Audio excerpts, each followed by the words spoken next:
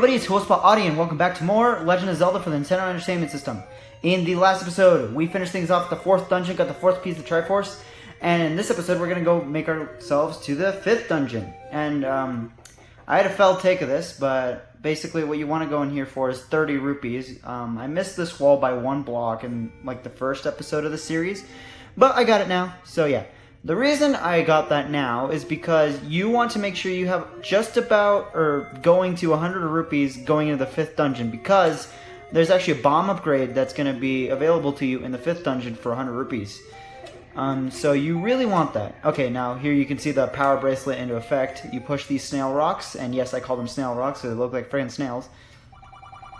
And it takes you to this room where you can choose any staircases of these 3, and it'll send you to 1 of 3 locations. It will send you this way, which is close to Dungeon 6.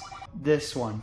There we go. That's the one we wanted. Now, basically, to get to the 5th dungeon, you want to go to the area known as the Lost Hills, which is right here.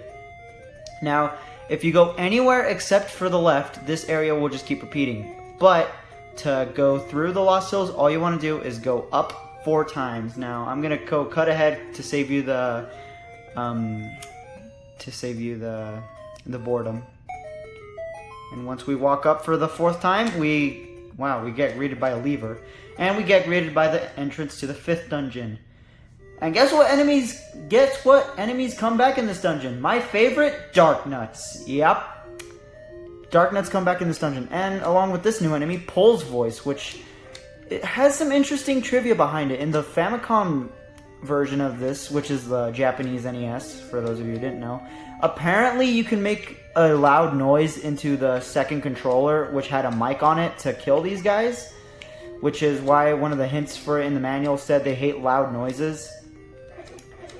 But I don't know for sure if you could do that. But they are weak to the bow and arrow. It only takes 1 arrow to kill them, and it can pierce through many of them at a time. So bow and arrow is good against them, but we don't have the bow and arrow right now. And yep, here we go. We're going to go into some dark rooms. These mummy enemies are called Gibdos. These can hit like a truck. So yeah, you want to be careful with them.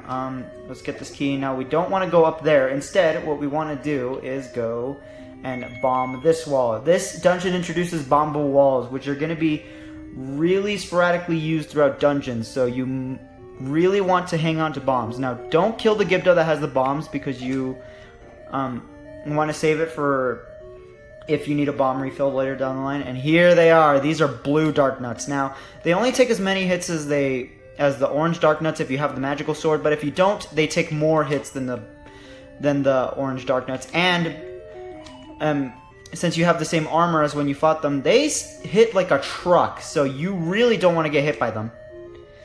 Okay, damn it. See, I'm struggling here. Okay, there we go. Thank God they dropped a heart. Okay. Come on, only to waste it immediately, of course. Okay, there we go. Oh, he dropped another one, good. I've been getting pretty lucky with the item drops in this playthrough, which I'm very grateful for. Oh my god! Okay, there we go. Now that we killed all of them, we can push this block and then go here. Now, this is not a item, but this is just a secret passageway underground, which will lead you to another room that is otherwise mostly inaccessible. Now, what you want to do first is go to the left. To the left, to the left, to the right, to the... Oh! More of these jerks. Ah! No. Yeah, these guys are really hard to deal with. I might cut this out if I don't have anything interesting to say and just kill them all. Yeah, I'll definitely do that. Okay, there we go. Took care of them, and yeah, I took quite a beating, and that's with them dropping tons of hearts too, so... Yeah, here we go. This item right here is the flute. Now, these don't work on the Pole's Voice like I tried as a kid, because, like, you know, strange noises, and you think a flute does a loud enough noise, but nope, it doesn't work on them. But it will weaken a boss that is actually the boss for this dungeon. The boss for this dungeon is a Dig Dogger, which I still feel like that sounds like a cereal brand name more than a boss name, but to each their own. You want to go into this room. Now, this room might look incredibly empty just for a key, but here is where we're going to get the bomb upgrade. We want to bomb... No, we don't want to bomb the lava. Oh, that still counted? Well, that's cool. I bet you'd like to have more bombs. You would bet correctly, and now we can hold a maximum of 12 bombs. Which again, you shouldn't really need more than a maximum of 12 at a time.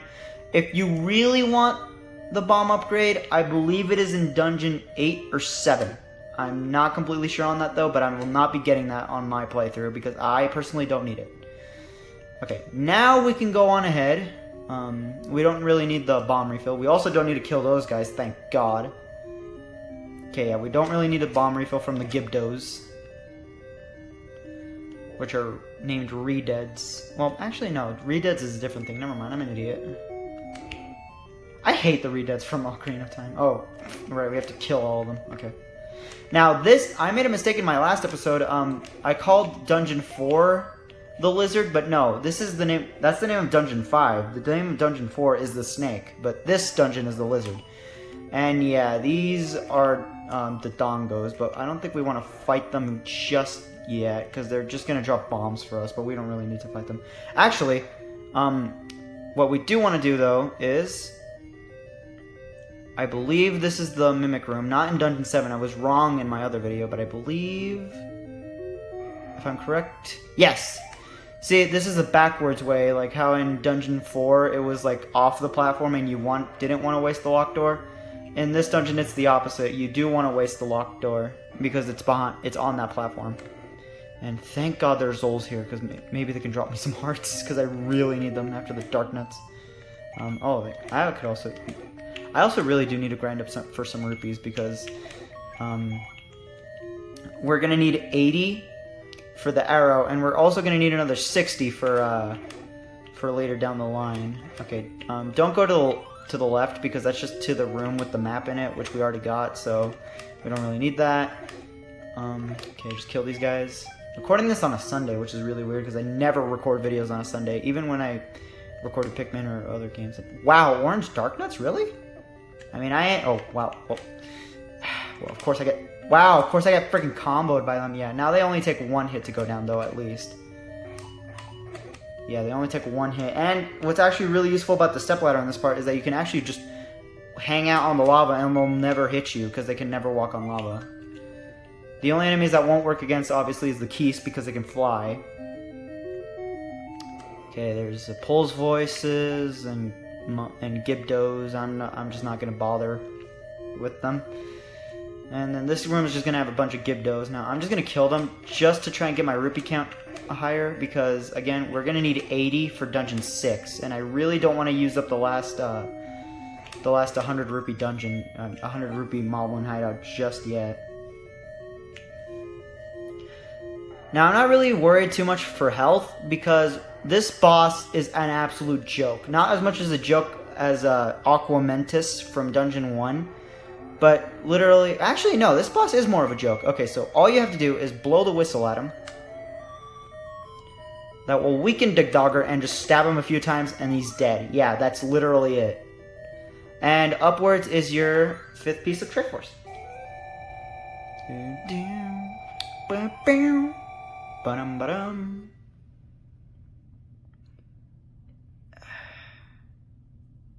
Alright, now we're in a bit of a pickle here. Shoot.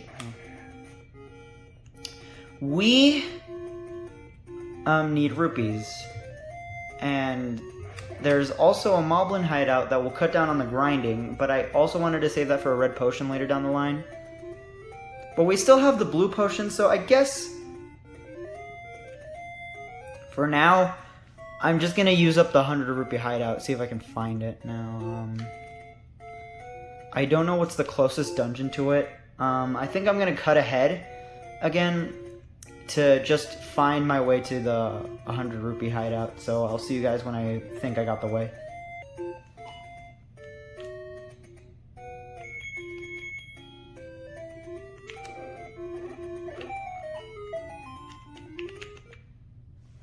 Okay, here we go. I think this is the last 100 rupee hideout. Indeed it is. Okay, good. So now that we've done that, we can now afford the arrow, which is actually right close to here. This is right above the very beginning, where we were at the very beginning of the game. You can just remind yourself of where we were by looking around. This is not really that too unfamiliar. If you really need to be reminded, this is where we got our first bombs. Bombs? Lamp oil, rope, bombs? You want it? It's yours, my friend, as long as you have enough rupees. Sorry, Link, I can't give credit. Come back when you're a little, richer. Okay, I know I referenced that a bunch in my first episode, and it was getting kind of old. Even I thought it was getting kind of old, but I love Zelda CDI memes, so I don't really care. If you make me crouch, you can make me do the duck walk. Cool, huh? Okay, so now that we have the arrow, we want to make ourselves to Dungeon 6. Now, Dungeon 6 is actually quite far from here, but, like I said, we have the power bracelet, which can lure us closer to it. We just need to find a place where we can actually use it, which is not here. Oh, wow, I got hit in the face. I believe there's actually another Moblin hideout for 10 rupees that's right here. Yep. Oh, wait, is... Okay, yeah, good. I kind of second-guessed myself, and I thought it was I thought it was an old man, because some of the hideouts that you can get are actually old men that will steal money from you if you open them up, because you have to pay, quote-unquote, pay them for repairs. Which, I can kind of understand if it's a wall, but, like, what kind of old man would encase himself into a cave and say pay for the repairs? And also, what kind of old man would hide himself under a plant and then pay for the repairs? It makes no sense to me, but anyways, yeah, these guys are dropping a lot of rupees, but anyways. I believe it's the middle one we're going to take. Indeed it is! This is right next to Dungeon 6. We want to go down, and then I believe this is another shop that you can open up, but I'm not going to open it up because we don't really need it for now. And then just up ahead is a dungeon. Oh, wow, that was really lucky. Yeah, Dungeon 6, here we go. These Lionels can be really nasty. Okay. Now, I believe this dungeon is called the Dragon. I'm not sure, though. I'll probably correct myself in the video editing, but from memory, I think this dungeon's called the Dragon. I'm not sure. Oh, here we go. These are Wizzrobes. These are probably the main reason you're going to want to have the big shield in the first place, because these guys shoot. That's just a hint, man. You don't really want to deal with them. These guys shoot you with, like, powerful magic that can only be blocked with the big shield. So, yeah, they are not friendly in the slightest. I hate these guys. Now, what's interesting about that room is that you can kill the leader again and they'll all disappear, which is good.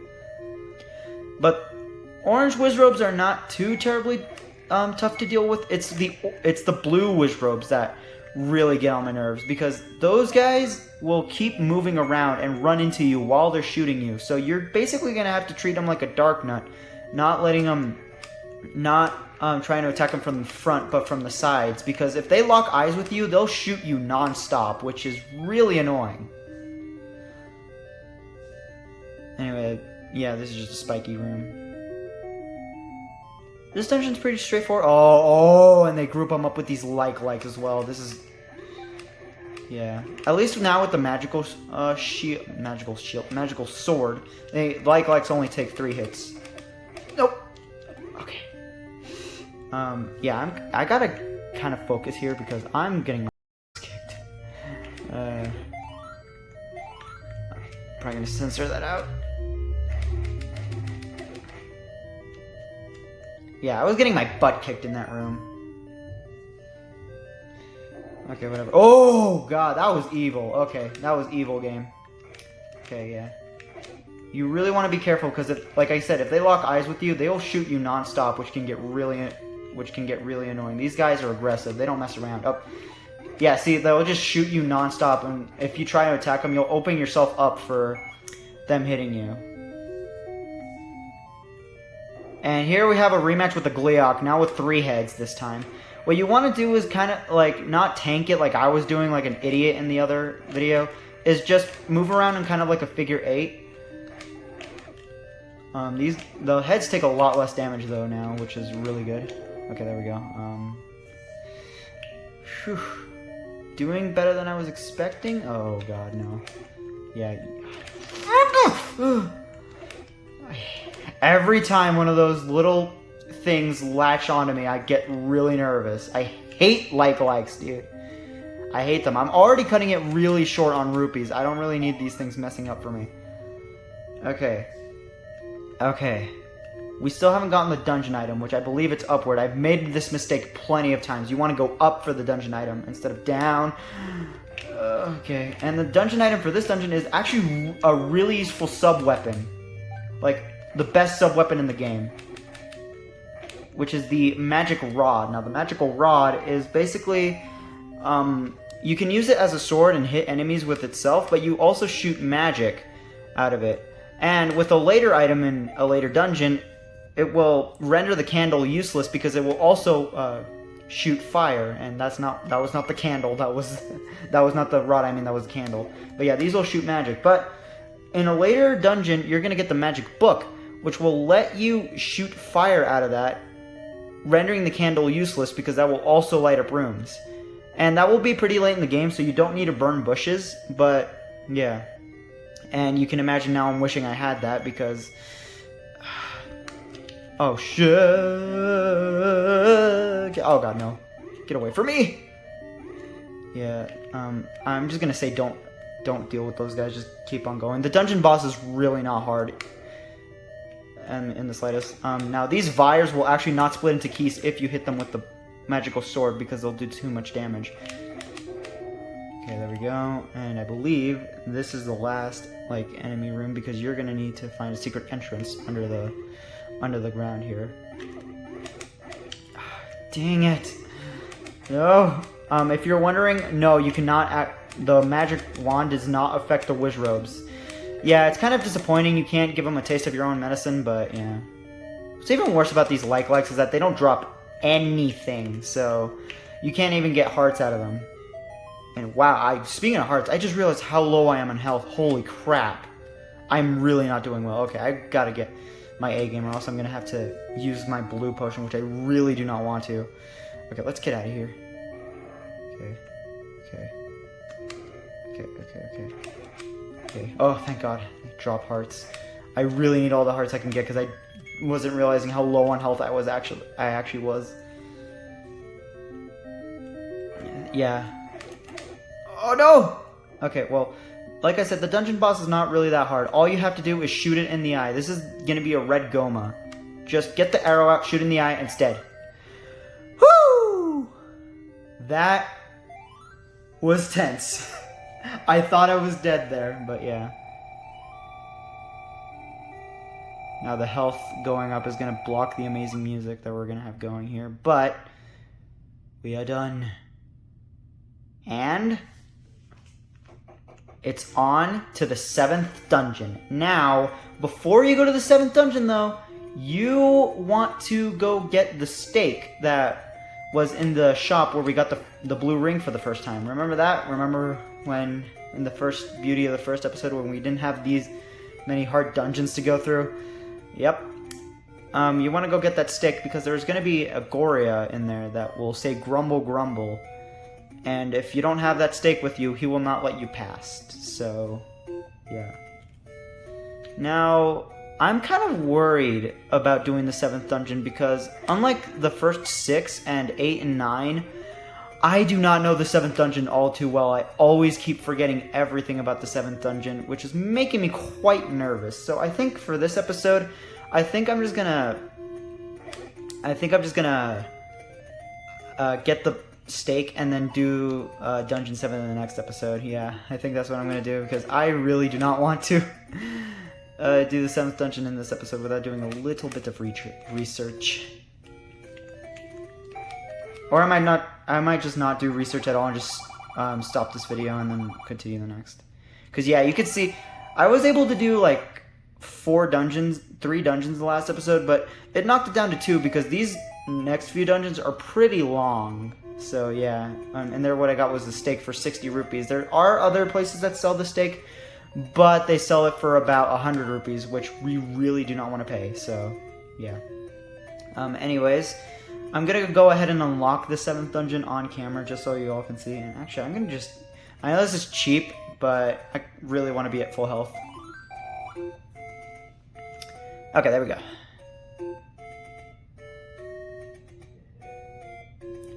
And we're gonna go up here. And then we're gonna use the flute. Yeah. Now, the flute is actually useful for fast travel over the overworld, but where it lands you is completely random, and I just don't like using it. I prefer using the snail rock route. Anyway, just blow your whistle here. And that's the entrance to the 7th dungeon. Next time on The Legend of Zelda, we're gonna go to the 7th dungeon and maybe, I don't know, beat the game. Well, see you guys next time. Oh yeah! Yahoo!